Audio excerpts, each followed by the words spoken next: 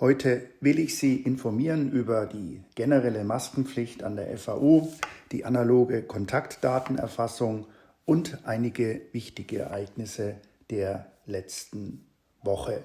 Liebe Angehörige der FAU, liebe Studis, meine sehr verehrten Damen und Herren. Nach wie vor laufen an der FAU die Vorbereitungen für das Wintersemester auf Hochtouren.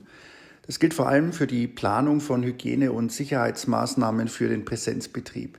Denn auch in Erlangen haben wir, wie in Nürnberg, schon seit einigen Tagen nun den 7-Tage-Warnwert von 35 Infektionen pro 100 Einwohner überschritten und müssen noch vorsichtiger sein als bisher. Keine Sorge, ich will Sie an dieser Stelle nicht beunruhigen oder entmutigen. Ich bin überzeugt davon, dass wir auch diese zweite Phase gut überstehen werden. Aber ich möchte darauf hinweisen, dass es jetzt noch wichtiger ist, dass wir alle mitziehen und uns zuverlässig an die Regeln halten. Was heißt das nun für uns konkret? Es gilt eine generelle Maskenpflicht. Nachdem unser Oberbürgermeister Jannik mich gestern informiert hat, dass wir die Risikomarke gerissen haben, habe ich unseren Krisenstab zu einer außerordentlichen Sitzung zusammengerufen und der hat nun heute Vormittag getagt, um über die aktuelle Situation zu beraten. In enger Abstimmung mit unseren Virologen sowie den Regeln, die auch im städtischen Raum seit heute früh in Kraft sind, haben wir für die FAU alle ihre Standorte und Gelände folgende Vorsichtsmaßnahmen beschlossen. Erstens, ab sofort gilt eine Maskenpflicht an der FAU und zwar überall dort, wo sich mehr als eine Person in einem Raum aufhält. Es gilt auch auf den Plätzen im Hörsaal oder eben im Seminarraum, etwa in Lehrveranstaltungen in Präsenz oder auch bei Prüfungen. Und zwar unabhängig davon, ob der Sicherheitsabstand von 1,5 Metern eingehalten ist oder nicht. Kann jemand während einer Prüfung aus gesundheitlichen Gründen keine Maske tragen und weist dies per Attest nach, so bemühen wir uns selbstverständlich, eine Lösung zu finden. Oder aber wir müssen auf den nächstmöglichen Prüfungstermin verweisen. Zweitens, wie im städtischen Raum in Nürnberg und Erlangen gilt künftig auf allen freien Plätzen des FAU-Geländes Maskenpflicht. Wichtig ist das Tragen der Maske vor allem dort, wo sich häufig viele Menschen begegnen, wie zum Beispiel auf dem Roten Platz. Ausgenommen ist im Moment allein der Schlossgarten. Sollten wir diese Regel wieder lockern können, zum Beispiel weil der Inzidenzwert über längere Zeit die Risikomarke unterschreitet, werden wir Sie selbstverständlich sofort informieren. Wir hoffen, dass wir auf diese Weise den geplanten Hybridbetrieb für das Wintersemester aufrechterhalten können, vor allem auch in der Kombination mit unserer elektronischen Kontaktdatenerfassung über darfichrein.de.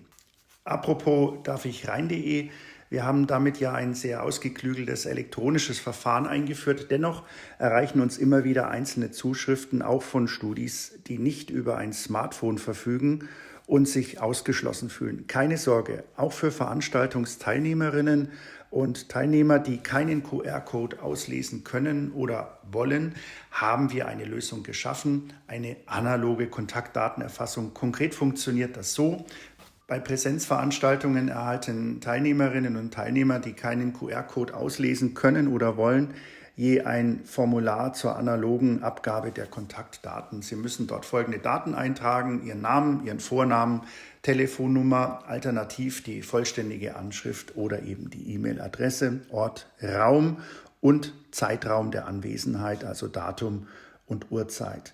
Und alle Formulare werden in einem verschlossenen Briefumschlag verwahrt und dieser Umschlag wird nach der Veranstaltung mit Datum, Uhrzeit, Ort und Raumnummer der jeweiligen Veranstaltung beschriftet.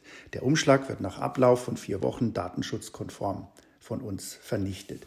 Nur falls ein Infektionsfall auftreten sollte und damit die Nachverfolgung der Kontakte nötig ist, werden die analogen Daten dem Gesundheitsamt zur Verfügung gestellt.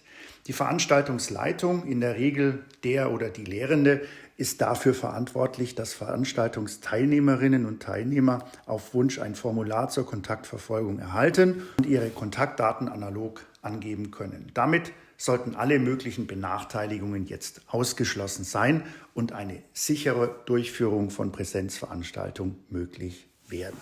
Zum Schluss sollten wir uns aber gemeinsam auch über gute Nachrichten freuen können und davon gab es in der vergangenen Woche einige.